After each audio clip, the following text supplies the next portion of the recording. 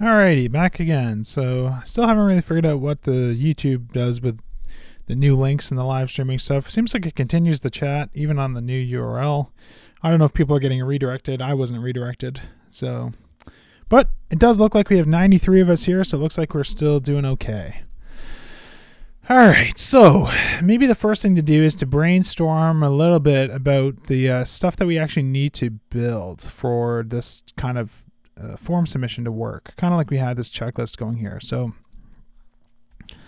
we'll start with just kind of like happy path purchasing scenario, which is basically someone is only trying to purchase sponsorships that exist, that are in the future, that are purchasable, that their Stripe token is valid, that sort of thing. Everything kind of works. Let me know in the chat if this is all working fine, by the way. I keep the video paused so I'm not using an excessive amount of bandwidth for no reason. Okay, so yeah, happy path kind of purchasing scenario. We probably want to test when purchasing episodes that can't be purchased, right? So we should get some sort of error. And we shouldn't charge their card. And probably some general validation, like company name is required, email address is required, Stripe token must be valid, something like that. And I think that's probably enough to get us started. And yeah, okay, so let's create a new test file. I might want to rename this one actually. So this is like the new sponsorship test. So maybe we'll just call it like view new sponsorship page test. Yeah, I think that's probably clearer. Because this other one is going to actually be like fulfilling or trying to actually go through the purchasing process. So we'll do something like purchase sponsorship test. Yeah, something like that. Okay. And why don't we just start by just copying like everything that we have here. Just because we're going to have some more kind of relevant stuff in place. So we'll comment this stuff out maybe to start, but I think we're probably going to need this sort of stuff in place. I'll copy a different one. I'm going to copy these ones to start. I think we're going to need this sort of style, not the collection style. And we'll get rid of the publish date here. But I just kind of want to have just enough sort of boilerplate in place that we're not jumping around between files too much. We're going to have to edit a lot of this stuff anyways, and we won't comment it out till we need it, but yeah. Okay, so let's think through what we want to check. So we're going to want to make sure that the response is successful. There's going to be a new purchase that's created, right? So why don't we grab like the first purchase, and why don't we do like this assert count 1, this assert equals 1, purchase count.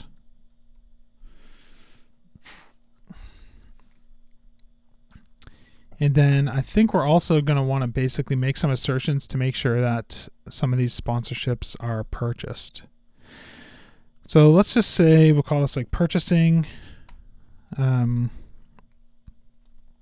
available sponsorship slots. That's what we're trying to test here. I prefer Sublime because I've used Sublime for a long time and I'm really fast in it. That's basically it. I tried VS Code. It has a couple things that Sublime has a couple. It's missing a couple of things from Sublime that I really like go to symbol in project is shitty in VS Code compared to Sublime. And I use that constantly to source dive and find out what methods exist on things and browse around for new features in Laravel and stuff like that. I don't use PHP Storm because it feels slower and just kind of feels wrong to use a tool that's meant for writing a specific language, because I like to toy around with lots of stuff. I mean, I even write blog posts and stuff in Sublime. I do all my writing in Sublime, so it's nice to just have one tool. I'll update this class name. Thanks for letting me know about that, Ian. So purchase sponsorship test. Okay, so yeah, thinking about assertions. So we're going to want to make sure that some of these sponsorships got purchased. So say that we want to purchase maybe A and C. So let's do something like slot A. Now, is it fresh or refresh? Fresh, reload a model from the database.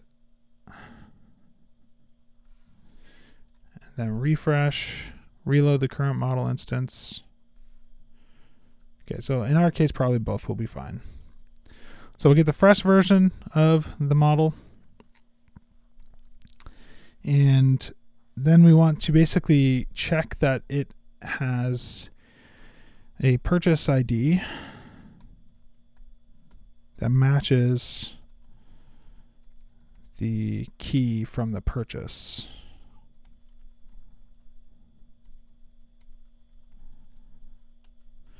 This is kind of like our simplest way of knowing that the purchase happened. And maybe we'll do the same thing for the slot B, but make sure that it wasn't purchased.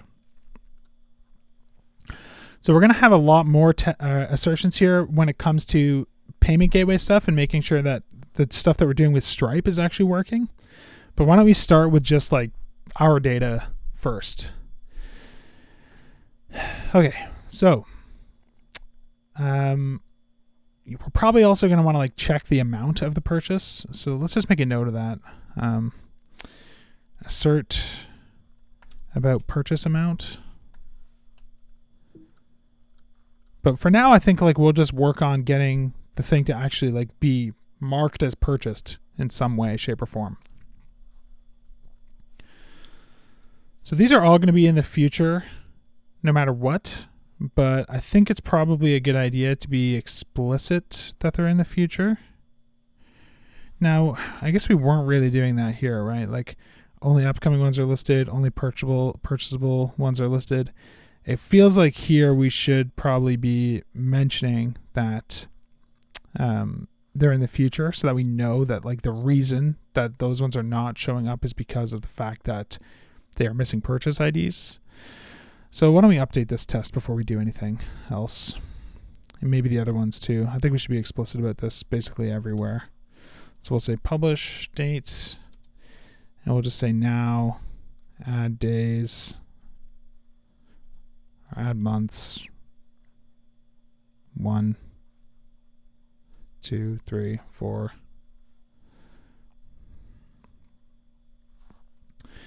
And this way we can know for sure, even though it's a little bit more verbose, admittedly. We could make a scope or a factory state for it. But yeah, we can make that a refactoring step maybe later. So this one is okay. We can just refactor this down to just now too, which is nice. This one, sponsor slots are listed in chronological order. So this one's okay because we're explicitly specifying the dates. Viewing the new sponsorship page. So I think we can just paste these in, or we'll just say now, add months, pastry 1. Yeah. Little pro Sublime tip, by the way. There's this plugin called Text Pastry. It has this command line thing. I don't know what half the features it can do are, but I do know that I use it all the time to create sequences of numbers at multiple cursors. So if you open the Pastry command line, I can type like 1, and it'll do 1, 2, 3, 4, 5. Or I can do like 150 and it'll do 150, 151. Really good for like seed data and stuff like that. Okay, so kind of was explicit about that stuff. Let's make sure this test is still passing. We've got an error. Sponsorable slots has no column named 0, so that's kind of weird. I guess we should probably add a publish date here.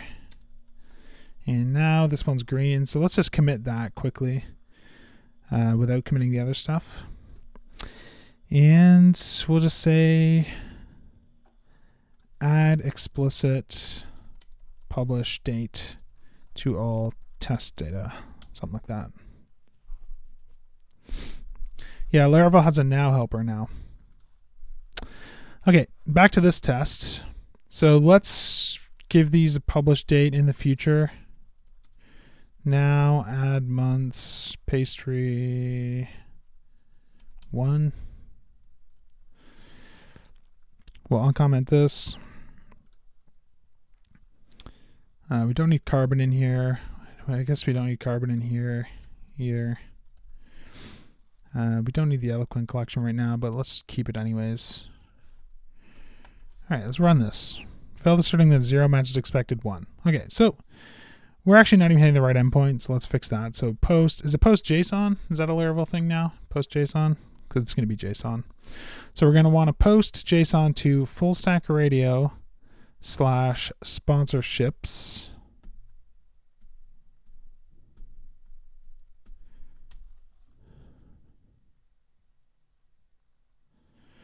And it's kind of making me rethink some naming of things, because really, like, we're creating purchases, right? So I don't want to go to /purchases, but it makes me wonder if maybe we should just rename the purchase class to sponsorship, because a sponsorship could have a Stripe ID and a lot of stuff associated with it, which I think is fine. Yeah, let's do a little bit of renaming. So before we work on that other test some more, let's do a quick rename here. So here I'm going to change this to sponsorship instead of purchase. And instead of purchase ID, we'll make it sponsorship ID.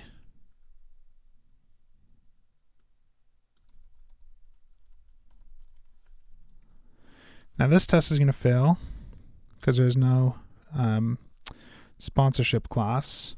So let's head over to the purchase class and we'll move this to sponsorship. And we'll call it sponsorship instead. And we'll go to the create purchases table and we'll rename this to create sponsorships table.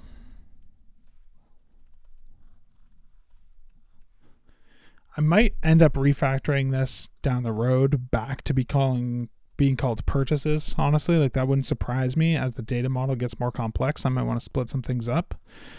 But I really don't like speculative code. I think speculative code is the worst possible thing that you can write. It makes your stuff more complex and harder to change. So it's better to write the simplest exact code that you need for exactly what you're trying to do and nothing more. Okay, so let's pull in the sponsorship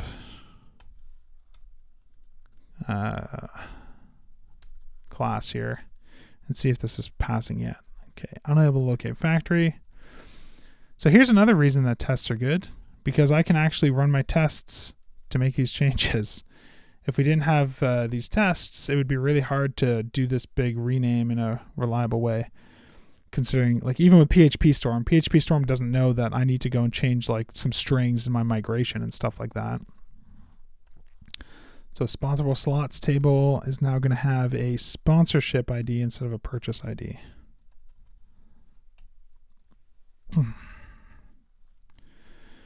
Okay, so now we've got failed asserting the actual size 0 matches expected size 2. So I think this is a problem in the sponsorable slots purchasable scope.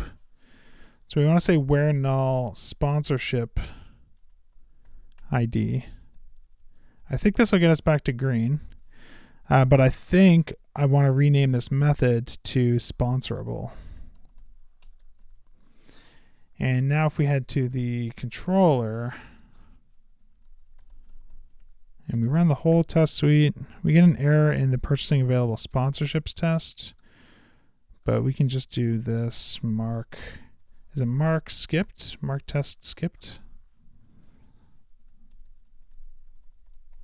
That's what I mean, by the way, about using Command-Shift-R, go to symbol in project, like relentlessly, which is really not good in VS Code. Because I just hit Command-Shift-R and I start typing like mark skipped. Oh, and I see, okay, mark test skipped is a method. I can hit enter. I can see, oh, this exists on the assert class. Okay, so I know that I can use it as a method call here. Okay, so the test suite is passing now. So let's make a commit where we do that. So we won't commit this test, but we will commit this stuff, right? Which is basically going to be rename purchase to sponsorship. I think my Sublime settings are in a gist somewhere. You can probably Google it and find them. At least the plugins I use, I don't know. I don't keep my dot files up to date or anything, which I should. So,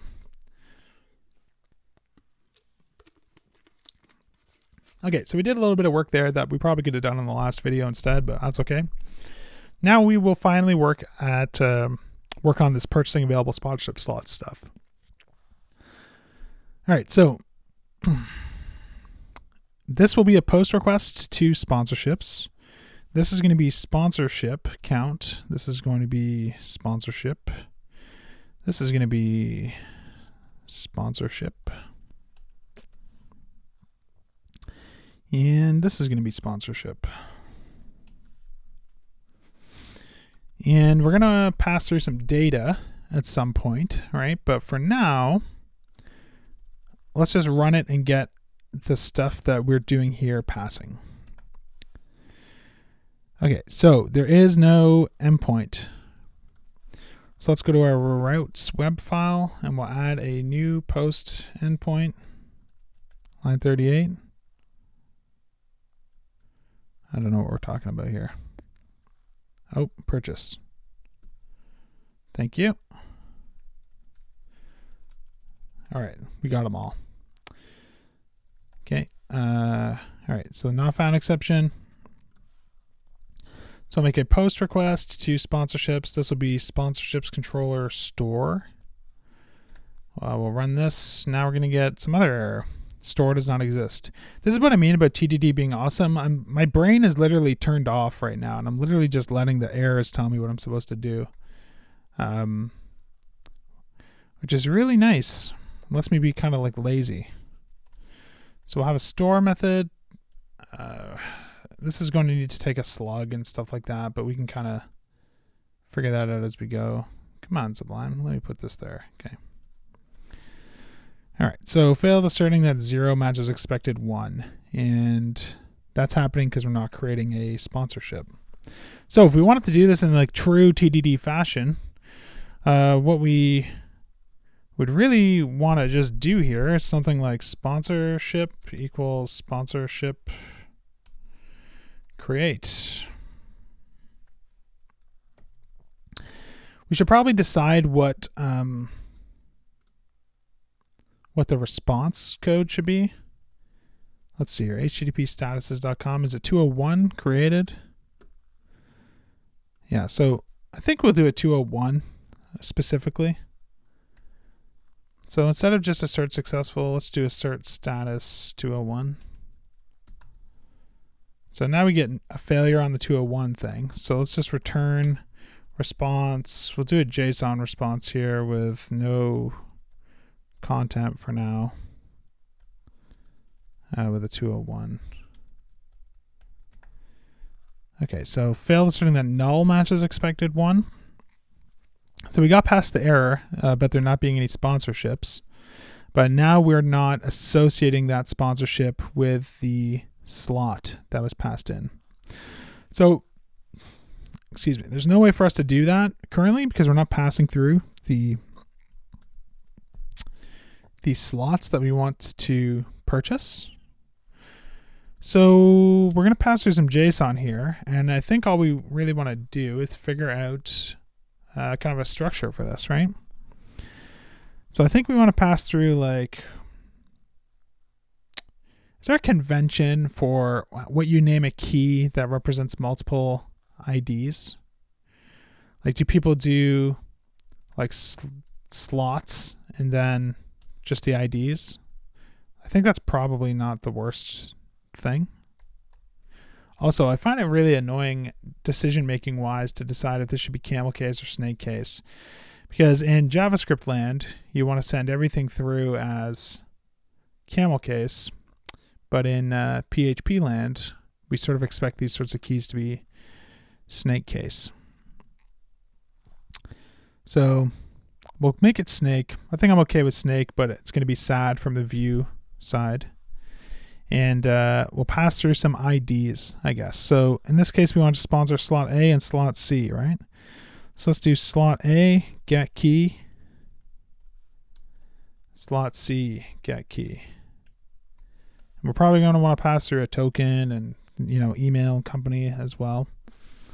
But for now, we'll just start with this. Okay, so we're passing through the sponsorable slots.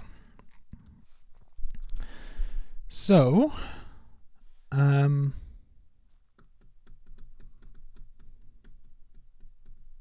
it's interesting that we're probably not going to actually need the slug. Like, there's nothing really stopping you from purchasing multiple sponsorships for different shows or whatever. But it's fine. I like the URL, and it kind of makes sense to me anyways. So, all right. So let's think about how we want to basically do this. So again, we'll write like some kind of crappy code, and then we can refactor once we can have the test passing. But like at its most simple, we basically want to do something like slots equals sponsorable slot where in ID request sponsorable slots. And let's just DD that and see what we get, I guess. And we'll do a get. Sponsorable slot not found. Okay, so we get 2 sponsorable slots. So then, like, the simplest thing to do here is to just update these, right? Is there an update method on the Eloquent collection? No? I guess we could do it on the query probably. But I think we're going to have to load them into memory anyways. So we'll just kind of do this in a lazy way for now. Slots each update sponsorship ID to sponsorship ID. This is kind of like the dumbest way to do this. Like, not dumb as in like we're doing something wrong, but we're just kind of intentionally trying to come up with the simplest implementation possible, not really doing any design. And then once we kind of have it working and we start introducing more assertions for more complicated stuff, we can kind of decide like, okay, so, we definitely need to figure out how to move this logic somewhere else, or there's a cleaner way that we could write this. Or there's a new abstraction that we could kind of inject or something. Okay, so argument 1 passed to update must be of type array. Oh yeah, okay, what am I talking about? That's not the syntax for this. That's a key value thing. Good thing that we have tests, right? Okay, so what's the next error? Sponsorship ID to fillable property. Okay, so mass assignment problem. Sponsorable slot extends model. Oh, Laravel must have changed this. Oh no, what am I talking about? Protected, guarded equals empty array. Mass assignment is fine as long as you're smart. Okay, so our tests are passing. So our app is done, right? No, our app is not done. But I think we have enough here that we can make like a commit. Let's kind of just see what's our diff. So we have like a really naive implementation basically of just being able to create a new sponsorship and associate it with the right sponsorable slots. The person didn't actually have to pay or anything. So why don't we just say like,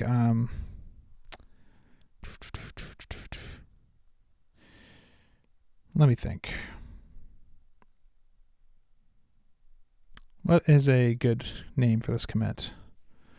Sort of like create sponsorship and associate slots when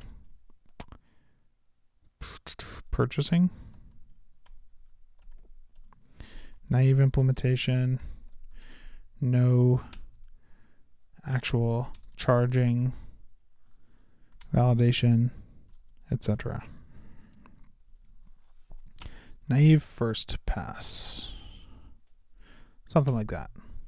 Just so we have a kind of a clean commit history and we have a little bit of a backup point here. Okay, so now we basically just want to think about what are some other things that we want to assert, right? So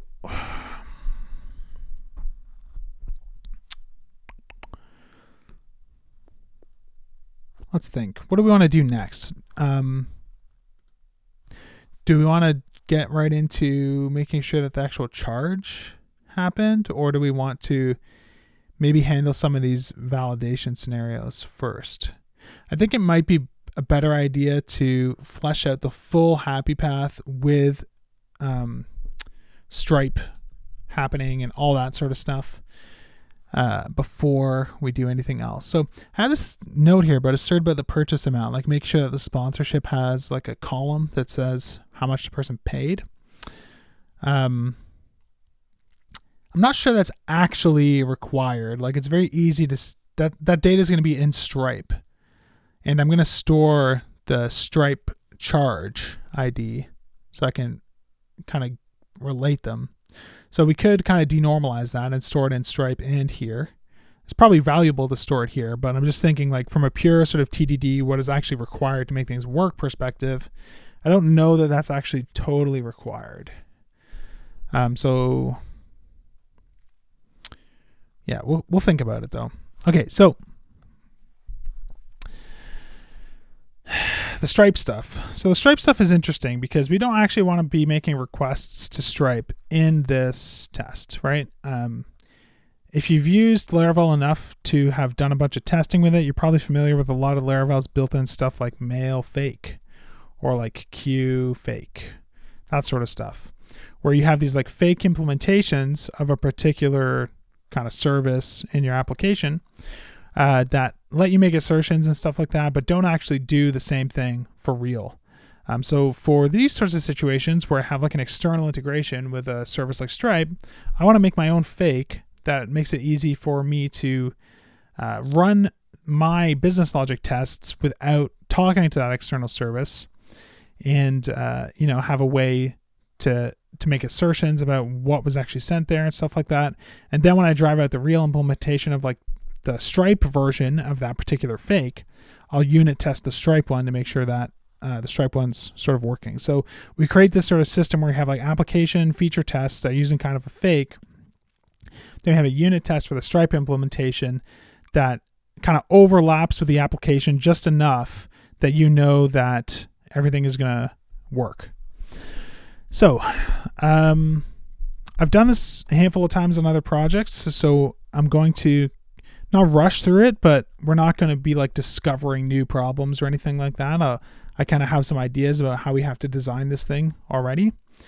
So yeah, in general, the way that Stripe works is, well, maybe we don't have to worry about doing that in this case. Okay, let's just start by adding a binding to our IOC container where we can pass in like a fake payment gateway. So we'll do something like this: app instance of I guess we'll make an interface. Payment gateway class. And we'll pass through a new fake payment gateway. And that'll give us back the payment gateway. Because instance, if I remember correctly, does return. It returns what you bind, which is very useful for keeping this syntax nice and clean. So we're going to want to make some assertions about the payment gateway here, basically. So we want to say basically like payment gateway. Now what do we want to assert? We want to assert that there was like one charge maybe or something like that. Like we could say payment gateway.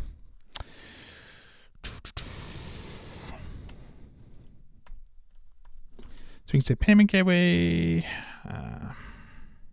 Let's do assert charge count 1 to make sure only one charge happened.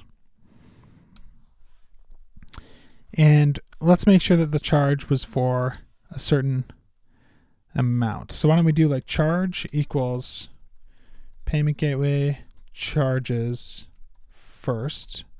We'll just have this return like a eloquent collection or a illuminate collection. And then we can make some assertions about that. So instance is just for replacing an instance of something in Laravel's container with a new object. So if Laravel by default is going to use like our Stripe payment gateway, we can swap it out with a fake for the testing purposes. So let's do an assertion like assert equals, then we'll come up with an amount, like maybe it'll be $750 or something. Charge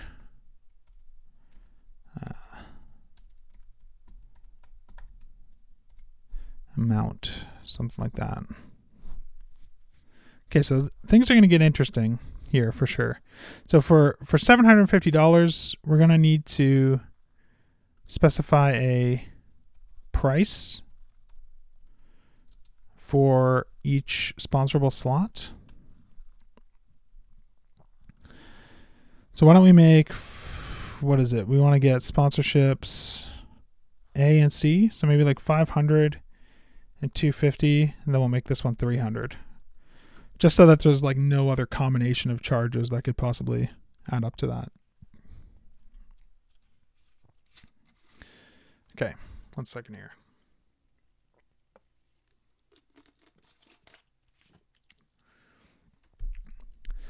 Okie dokie. All right, so let's just run this. It's going to fail in all sorts of interesting ways. Fake payment gateway not found. So I go back and forth on where I want to keep these classes.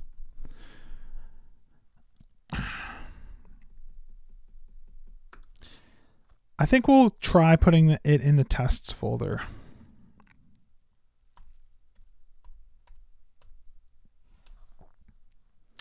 Let me see something actually.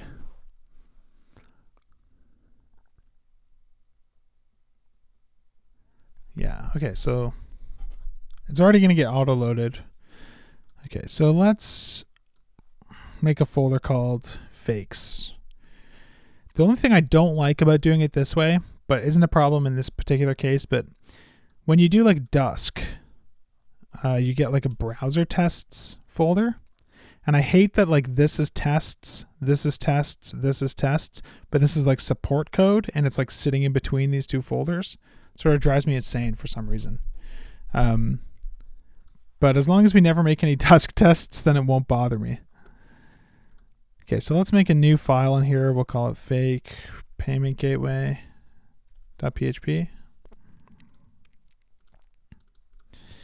And give this a namespace. What is the name testing namespace anyways? Namespace tests feature. So tests fakes. Class fake payment gateway. Yeah, support could work. No, it wouldn't work because support would live between feature and unit, and that would bug me too. Yeah, okay. Okay, tests feature fake payment gateway not found, so now we can import that. Run this again. Table 1 sponsorable slots has no column named price. Okay, so that means we have to go to the create sponsorable slots table and make sure that we add a unsigned integer price.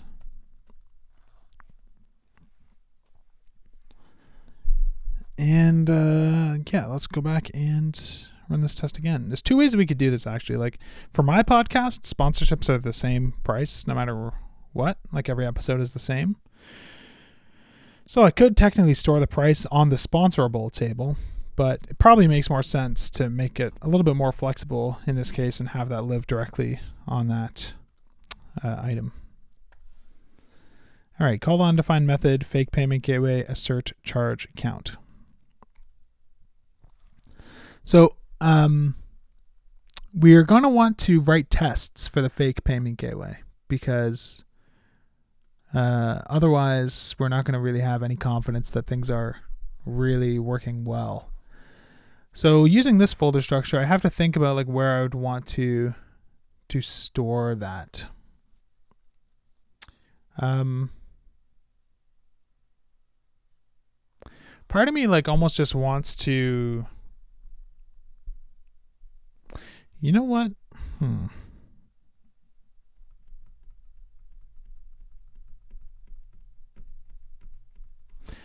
What if we just take this?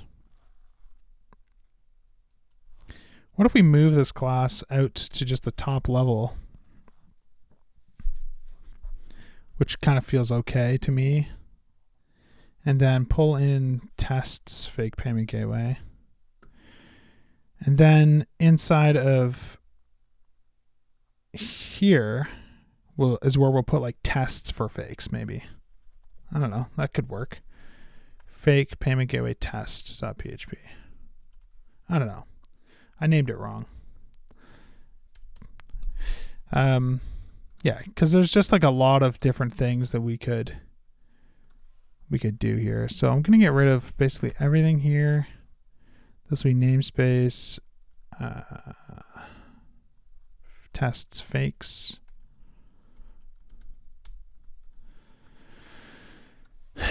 And this will be fake payment gateway test.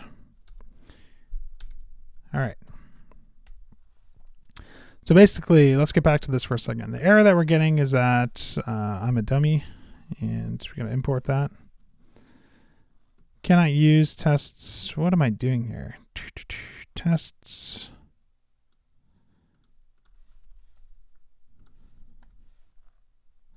Class tests fake payment gateway not found. It's probably because I forgot to update this namespace. I chose to use Laravel because I have been using it for many, many years, and I'm good at it. I'm fast at it, and I don't know how to use anything else even remotely as well as I do Laravel. So call the undefined method fake payment gateway assert charge count. So what we're going to do now is we're going to use this error to like drive out some tests for the fake payment gateways so we can make sure that these like custom assertions and stuff actually work the way that we want. Although naming it assert charge count makes it a little bit tricky because so this is what we'll do. I think we'll add a method to the fake payment gateway called assert charge count.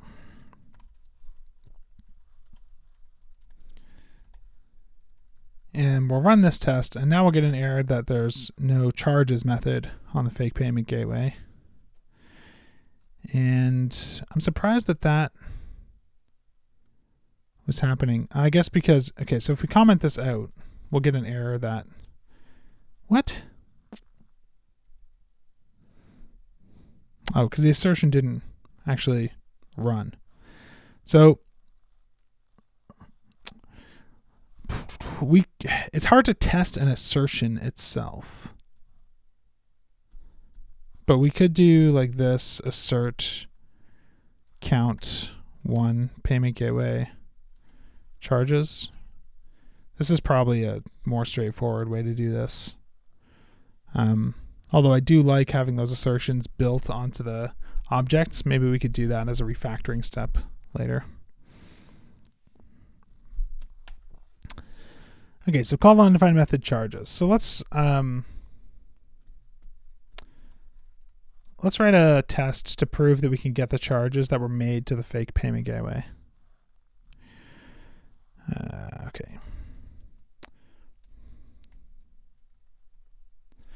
Okay, so what am I doing here? Fake payment gateway, test retrieving charges. Okay, so we're going to have gateway, or payment gateway, not gateway, gateway, new fake payment gateway.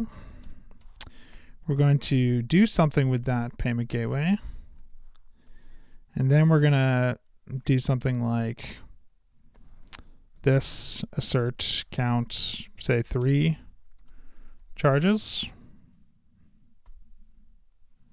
payment gateway charges.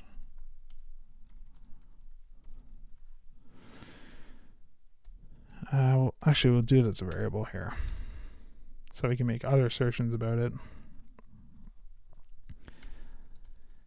And then we'll do something like this: assert equals, then maybe we'll have like an amount, like maybe like 250 charge amount, and maybe like 50, and maybe like 75, something like that. So yeah, we're gonna have to figure out the API for this, right? So we're gonna want to like charge the payment gateway, and it's probably a good idea to look at Stripe's API docs. And I'm going to make sure I open this in an incognito window because they show your API keys all over the place. It's interesting that they show me an API key even in incognito mode. I wonder if that's a real one. But when you create a charge with Stripe, you pass through a few things. So like amount, currency, token, description, and I think even like the customer stuff, if I'm not mistaken.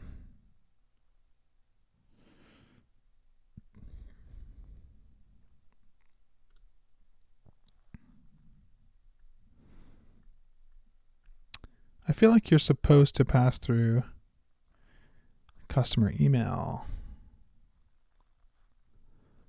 or maybe it's just optional.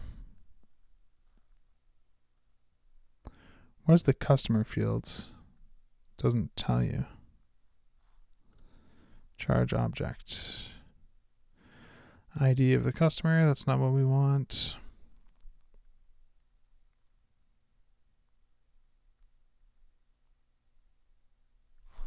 Is it receipt email?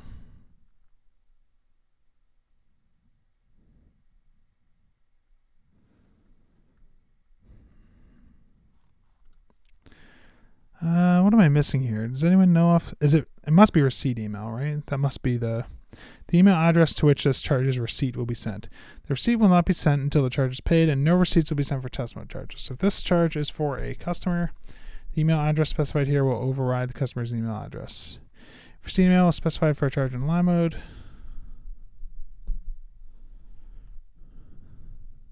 okay, so since we're not going to have actual customer objects, and we're going to want to just send it like one-off emails to start, then I'm pretty sure that's the field that we would want to use in Stripe. So no matter what, to me it makes sense that we're going to need to charge a email address. So I think it's going to be like email amount token description. Like, to me, this is kind of like the minimal stuff. Oh yeah, email addresses can be passed when creating the token. True. That's the part that I'm not thinking of.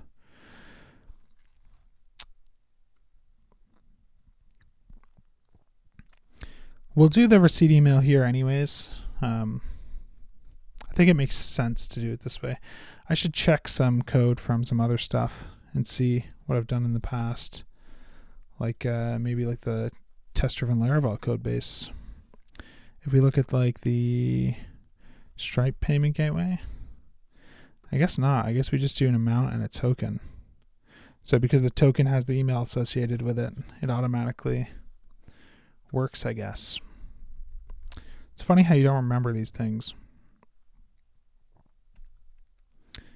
So let me think then. Do we actually need to pass that through? I kind of feel like it is a good idea. Well, actually, no, we don't pass through the email with Stripe because with the token, because I'm using Stripe Elements. So if you look at Stripe Elements, they have email and stuff in these fields, but unless like the Stripe Elements documentation tells you to pass through the email when you create the token.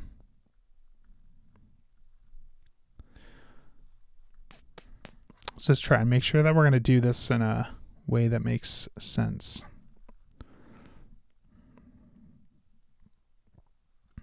Reference maybe? Yeah, this is what I'm looking for. Stripe create token card.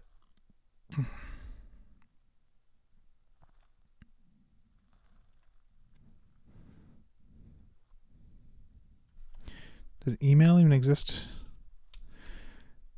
Yeah, I mean, email is not really a common thing to do with Stripe Elements. So I think it's probably smart that we do it with the payment gateway to make sure that when we actually create the charge with Stripe, that we include that as that receipt email field.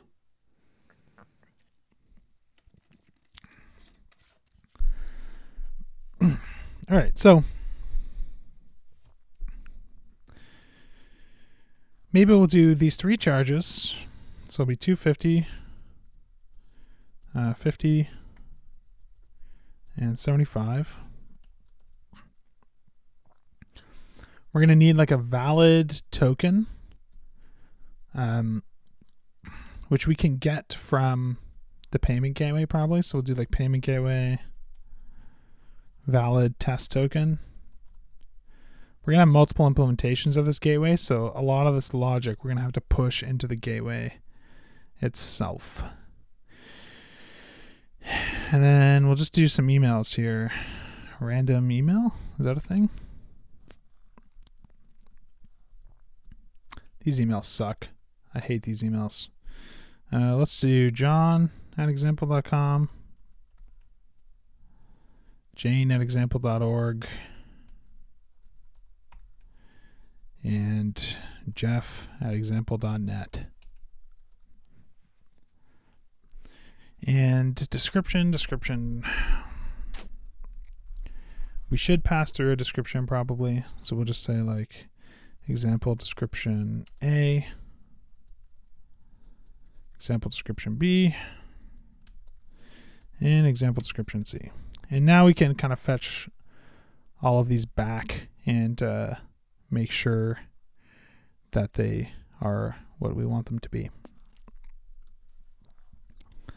So we'll do charge 0 amounts,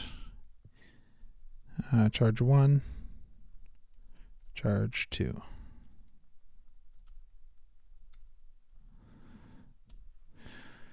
And this is, we'll do the email first. So john@example.com.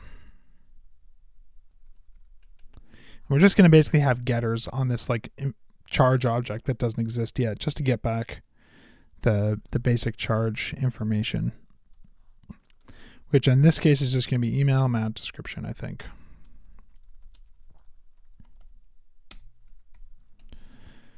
Okay, So we'll duplicate that, duplicate that.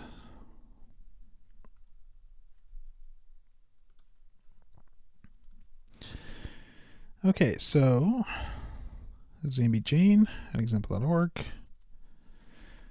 This is the really tedious part of testing, where you're creating a bunch of seed data and typing everything over and over again. So let's just see what happens when we run it. Okay, the fake payment gateway was not found. So we'll make sure that we import that class. Call the undefined method charge. So let's add a charge method. I hate that this method takes 4 arguments, but there's not really any other thing that we could do. We could give it like an array, with like named arguments, but that's just kind of cheating around it. You could pass through you could kind of collapse this down into like a single object. So we could create like a, like a pending charge object or something. But the problem with that is in the payment gateway, you would still need to ask the charge for all these details. And when you create the charge, you'd still have to specify all 4. So that doesn't really simplify the code either. But it's okay. Okay, undefined method valid test token. Let's add that. The only reason I'm doing this is because Stripe has particular valid test tokens. Like you can do like Toke Visa, for example. So here we'll just say like valid toke test. Yeah, valid test token. I don't know, whatever. It really doesn't matter. It just needs to be like information that this thing holds. So it can check when a charge comes in if the charge was valid or not. Okay. So we got to make sure we return the charges. So right now we can just return like this charges.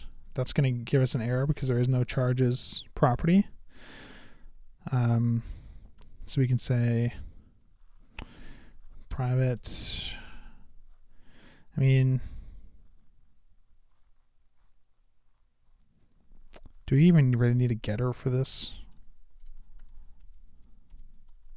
It's probably not worth it. We'll do it. Why not?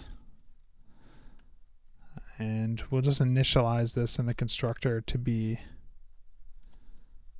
an empty collection. We'll say new collection.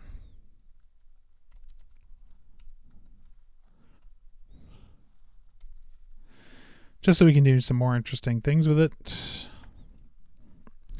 Failed to start the actual size 0, matches expected size 3. Okay, so we called charge, passed through some stuff. We didn't create a charge. So we have to make sure that when we call charge, that we store that charge in the charges collection.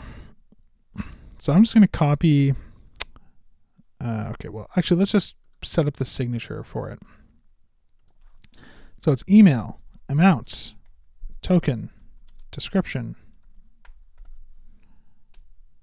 Really terrible long signature, but it's all right.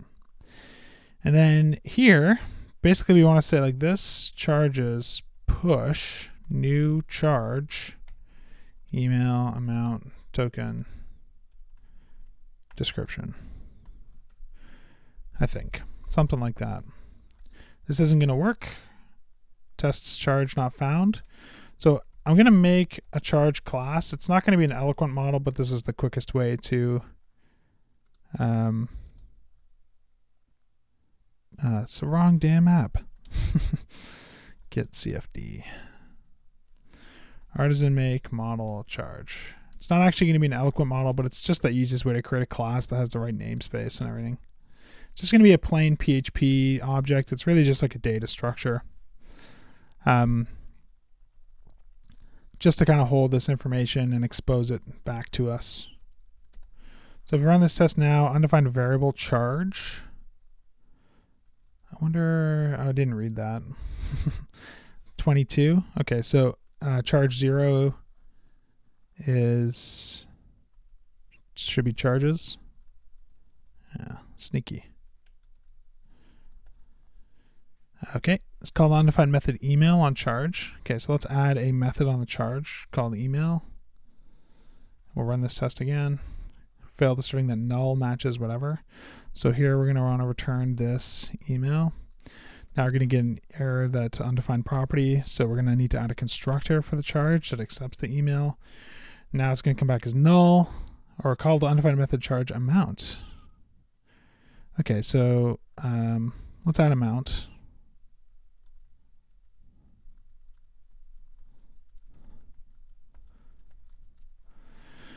I hate these little objects.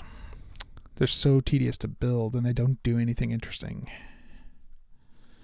Like just a bunch of stupid getters. Might as well just be an array, really, but it feels kind of nice that it's a real object, I guess, in case it ever does inherit some behavior or attract some behavior. Okay, so now we're getting an error because the description is supposed to be the test token. So that's happening because we're creating the charge and passing through the token, which we probably shouldn't be doing.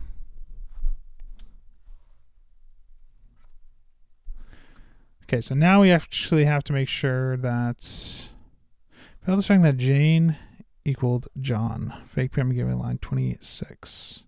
Okay, so these all have to be charges 1. And these should be charges 2. Okay, so that's working now. So now we have the ability to create charges with the payments stuff, even though they're fake, which means we should be able to come back here and see. Maybe this passes. Fail to string the actual size 0 matches expected size 1. Okay, yeah, this doesn't pass because we actually haven't done that work. Custom attribute getters. I'm not sure what you mean. That sounds like it would be a bunch of work. Like, do you mean like creating a call function that asks for a method and then just return, this like data at method or something like that? I mean, I don't know. You could do something like that. I just don't really see a ton of benefit. Okay, so yeah, back to our controller. Where's that at? Okay, so we have to make sure that we actually charge the payment gateway. Whoops. So let's do that in like the simplest, dumbest way possible, I guess.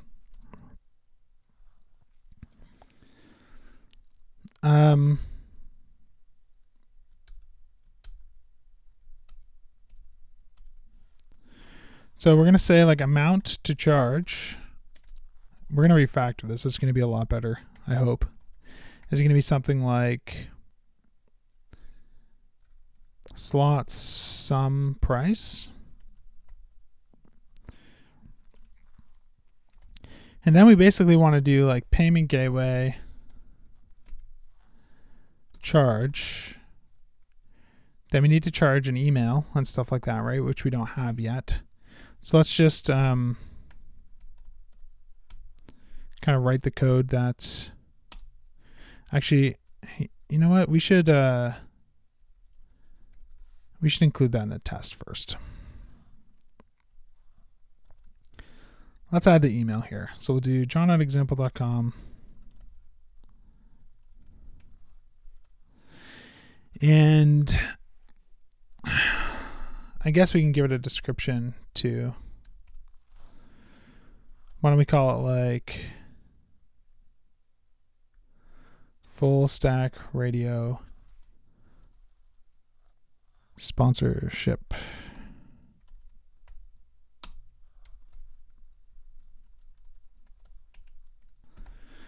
Okay, so now we're getting there. Fill string actual size 0 matches expected size 1. So we can start by just like charging. And we can just put in like dummy data here for now if we want to. And this will kind of be like the fastest way to get to the next error. Okay, so there is no payment gateway. So let's make the payment gateway come in through the constructor.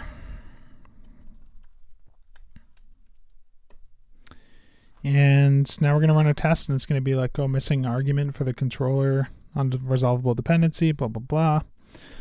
So we'll go to our app service provider. We could use a type hint to get around this easily, but I refuse to do that. So actually, this app bind.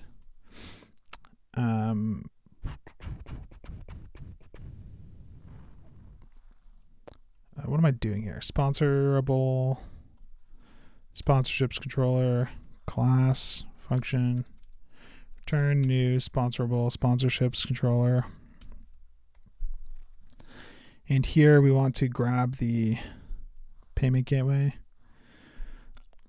So I think we can just say this app at payment gateway class, which is like our interface, which we haven't created yet.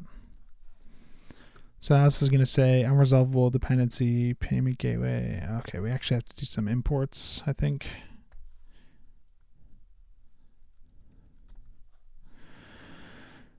Class app providers payment gateway does not exist. Okay, so that's fine. What that means is that we should make a new model, which isn't actually a model.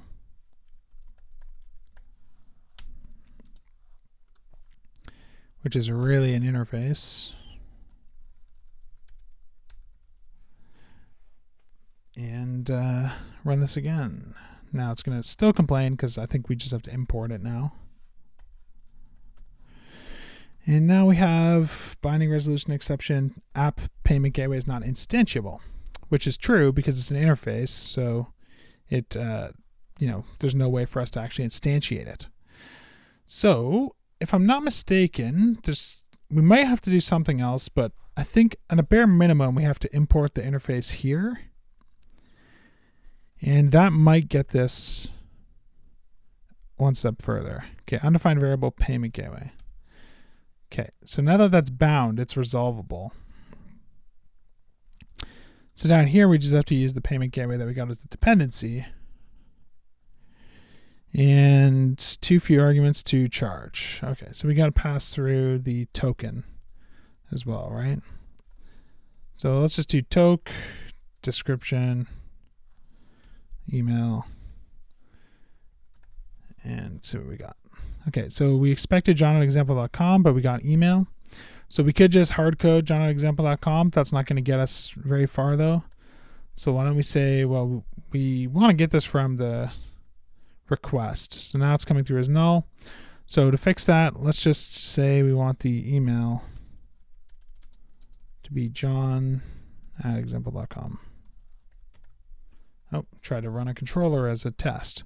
Okay, failed asserting that 5 matches $750. So we can replace that with slots some price.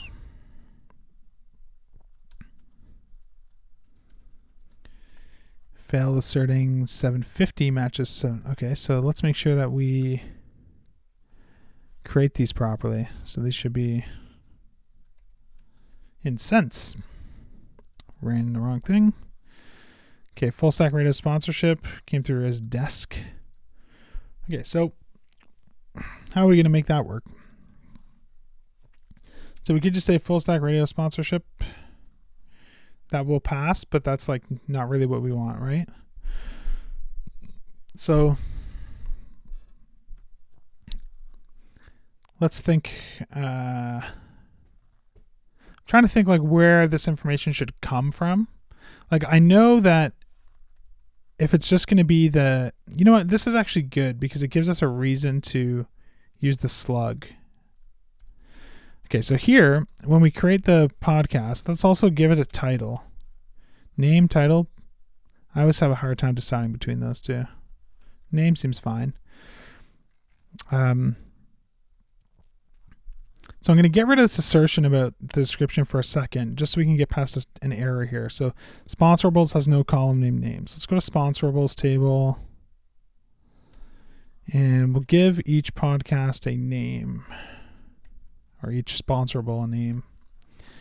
Okay, so now this test is passing, but the whole suite is going to have some failures, and that's because our model factory is going to need to... anyone ever accidentally print things because of Sublime? They're so rapidly trying to hit Command P. Model factory, sponsorable. We're going to need to make sure that we add a default name because we're not actually setting a name in some tests. We're not setting a slug either, but until a test fails because we're not providing a slug, then I'm not going to worry about it. Sponsorable slots has no column named name. Did I do something stupid?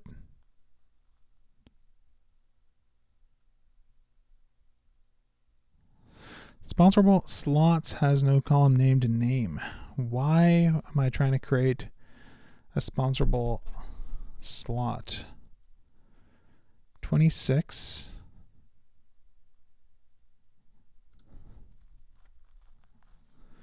Sponsorable slots has no column named name. Did I add it to the wrong factory? That's what I did.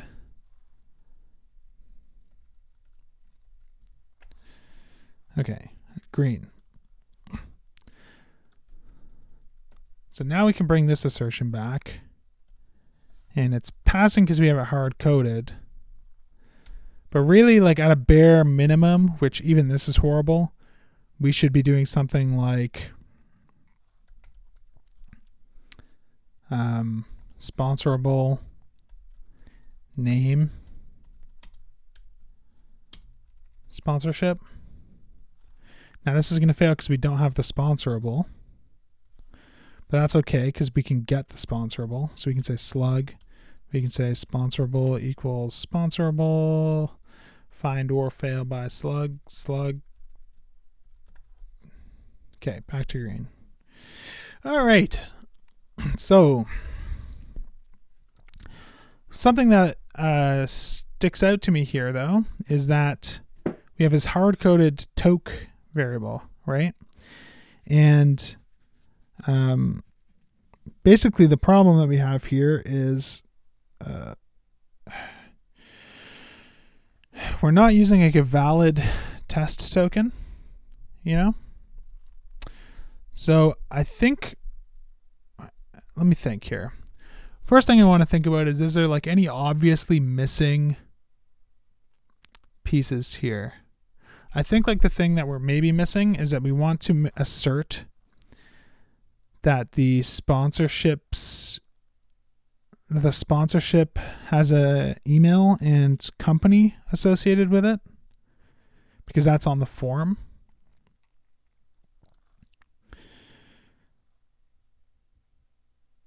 So let's add some assertions for that.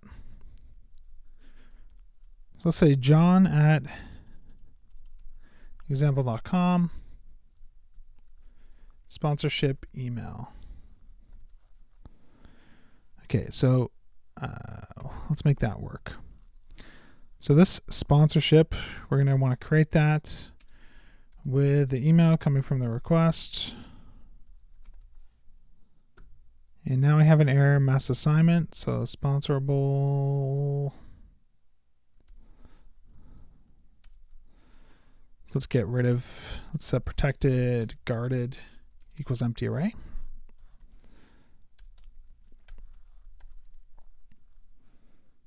Okay, add email. What am I doing? Am I doing everything wrong here? Sponsorship. If only I knew how to program. Okay. Sponsorships has no column named email. Okay, so sponsorships table. We'll add a email field. We'll make this required.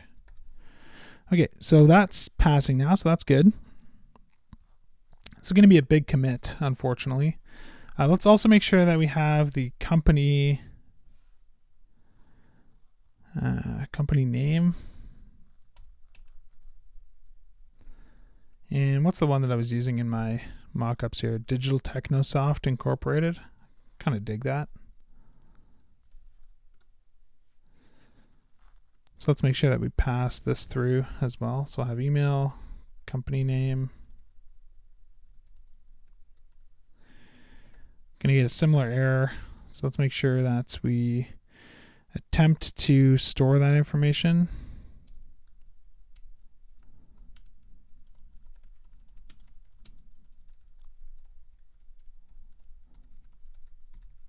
And next we're going to have to do a bunch of validation stuff. Okay, so let's add a company name column. So that's green. And is there anything that we're missing in terms of just like really basic assertions about what's happening here? I think we're okay for like really basic stuff. There's going to be a bunch of validation stuff though. Like we want to make sure that the sponsorable slots must belong to this sponsorable. So why don't we add that? Slots must belong to current sponsorable.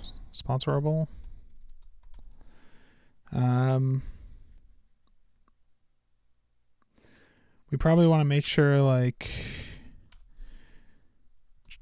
charge is not created if any validation fails. And I think that's probably pretty decent. Okay, so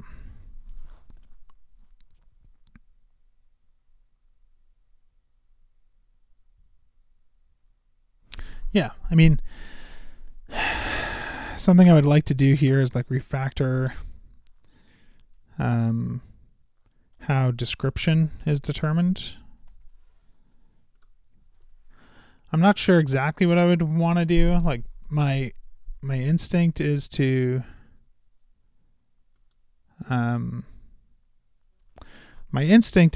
move this string concatenation or the string building into the sponsorable class, because it's the one that holds the name, so it kind of feels like that's where it should be calculated.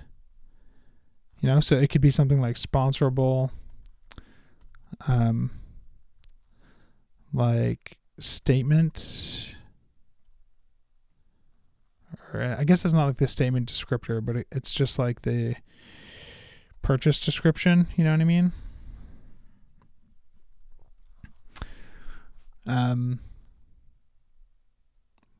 Which is not terrible.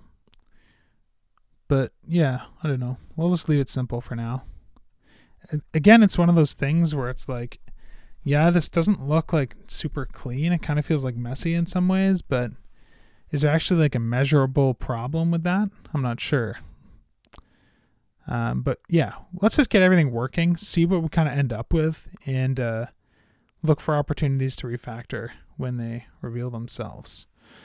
So how long have we been going on this stream? It might be time to take a little bit of a break. Yeah, I think so. Okay, so let's commit this. Let's kind of take a look at our diff here. So we've got quite a bit of stuff here. Okay,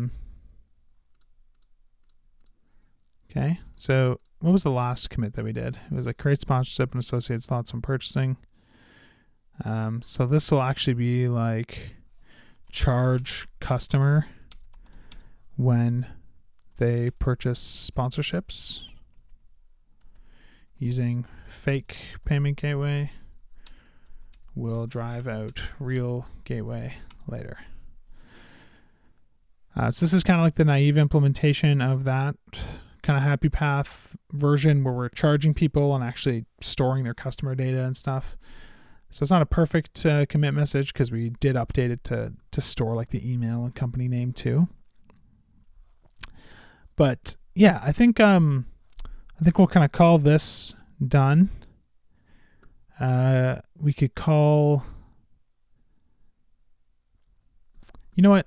Let's quickly add a assertion about the purchase amount and store it on this table because why not?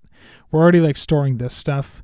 Let's just store what they paid, even though we actually know the price of each episode and and stuff, it's nice to sort of lock in time. Like this is the price that they actually paid. So we can say like sponsorship, like amount, and we'll just have that be equal to this value here. So this is going to fail. Let's just quickly go and do that.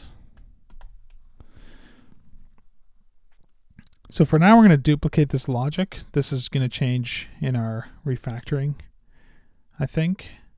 We'll have to move this down here so that the slots are retrieved at that point. Run this again. We're going to get an error about the column not existing, I think. So create sponsorships table. We're going to have an unsigned integer for our amount. Okay, back to green. Let's run the whole test suite actually just quickly. Oh, we got an error. Sponsorships email. So let's update our model factory. So email. Let's do faker. I'll just do a hard-coded email. What's next? Company name.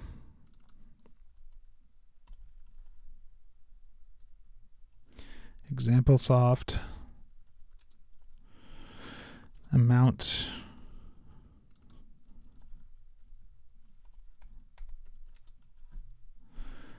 Sponsorable slots price.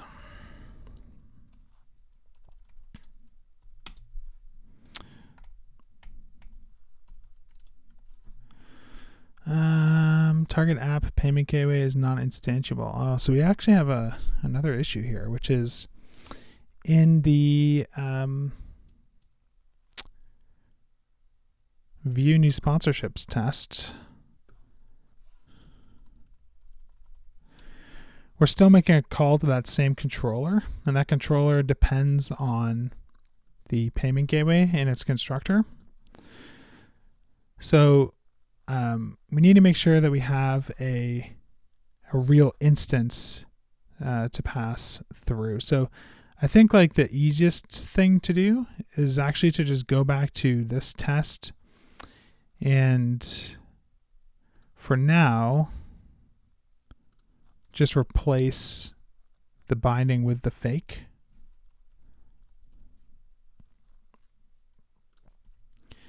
And because we don't want to use the real payment gateway for these tests either. You could even do something like set up an environment variable in your tests and say like, we want to use the fake payment driver in test mode sort of thing. So that could be something to explore to simplify this down the road.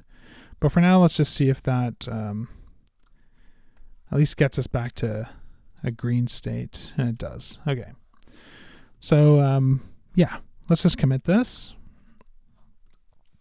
And we'll take another kind of little short bathroom break sort of thing here for a couple minutes.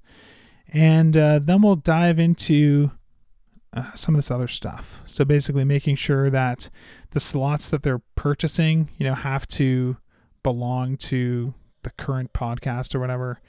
Some of these other validation rules and that sort of thing.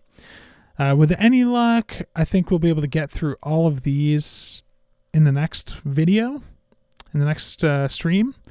And then I think we actually have to work on probably driving out the real Stripe payment gateway, which should be not terribly complicated. So we'll do another stream to get through all this validation stuff, hopefully. Another stream to get through this stuff. And that'll probably take us to probably about 1 o'clock my time, or maybe 2 o'clock my time. And then we'll crank through some front-end stuff for the rest of the day. So hopefully this has been pretty fun so far. I'm having a good time. Hopefully we get through the whole thing without going till midnight or something. I really want to be done by like regular work hours time, but we'll see how it goes. So I'm going to take a break for a couple minutes here, and then we will jump back on to another stream and work through some more features.